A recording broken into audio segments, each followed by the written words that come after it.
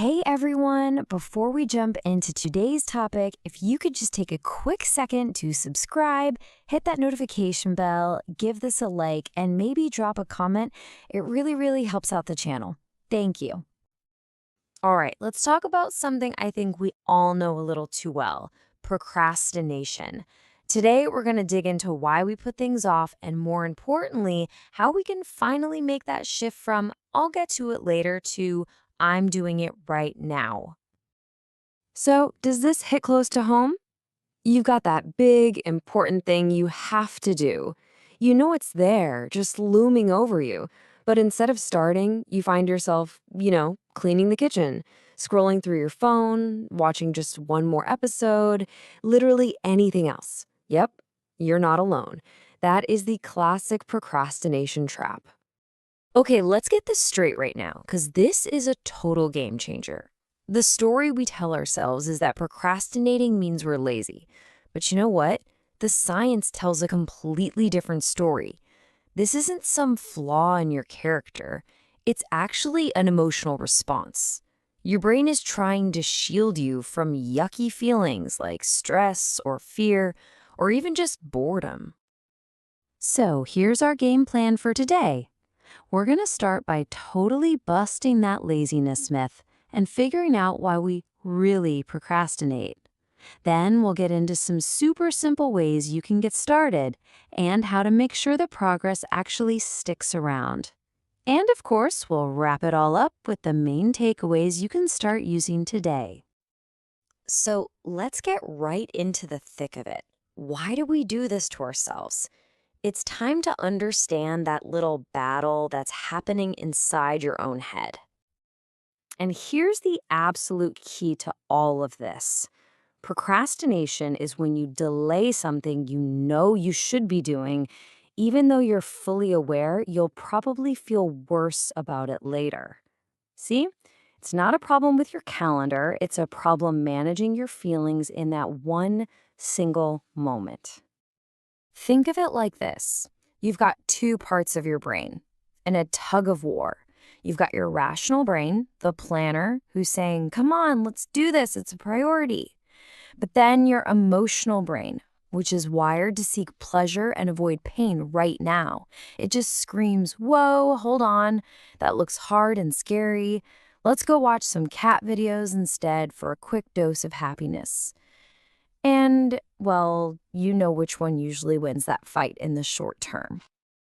And these are the usual suspects, the big feelings that trigger that response. Maybe you're afraid of failing, so it's easier to just not start. Or maybe you're a perfectionist, waiting for that perfect time that, let's be honest, never actually comes. And sometimes a task is just so huge, it's completely overwhelming, or so boring you just can't bring yourself to face it. And this is the vicious cycle that keeps us stuck. You decide to do something, you feel that stress or fear, you run to a distraction for a quick mood boost, and then boom, the guilt and even more stress kick in, which only makes it harder to start the next time around. Just seeing this loop for what it is, that's the first step to breaking free. Okay, enough about the problem. Are you ready for some solutions? In this next part, we're diving into some simple but really powerful ways to smash that cycle and finally get things moving. I want you to really let this sink in because it's a massive shift in how we think. So often, we sit around waiting to feel motivated. But motivation isn't something that just shows up. It's the result of taking action. The action has to come first. That feeling of motivation, it follows you once you've started and built up a tiny bit of momentum. So how do we actually take that first step? Well, let's start with a really simple, really powerful number: 5. And this is the famous 5-minute rule. It's so simple. The next time you're avoiding something, just make a deal with yourself. I'm only going to work on this for 5 minutes. That's it. Anyone can do something for just 5 minutes, right? It makes it so much easier to get going because, honestly, starting is the hardest part. And you'll be surprised how often, once those 5 minutes are up, you just keep going. Here's another great trick. Take that huge, scary monster of a task and break it down into tiny, non-scary pieces. Write a 10-page report sounds awful, but write the title. Hey, I can do that. Find one source. Easy. Each little step you check off gives you a small win, and those little wins build the momentum we were just talking about.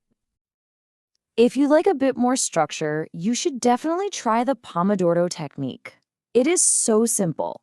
You just work with total focus for 25 minutes, then you take a 5-minute break. You do that 4 times, and then you take a longer break.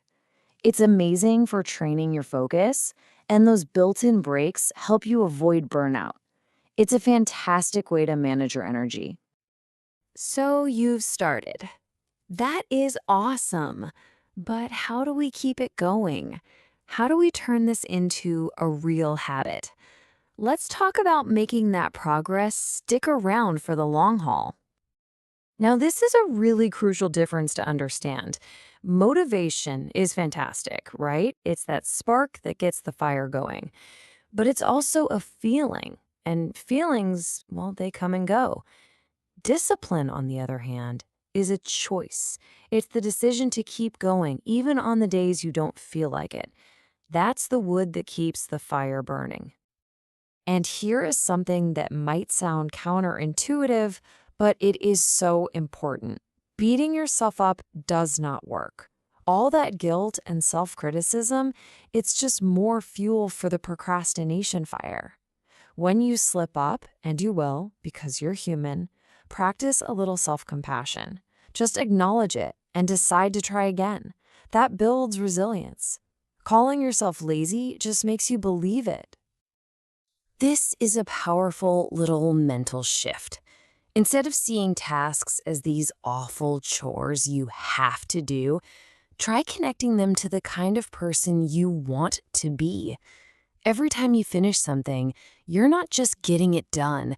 You're casting a vote for being the kind of person who finishes what they start, who keeps their promises to themselves. Whew, we have covered a lot of ground.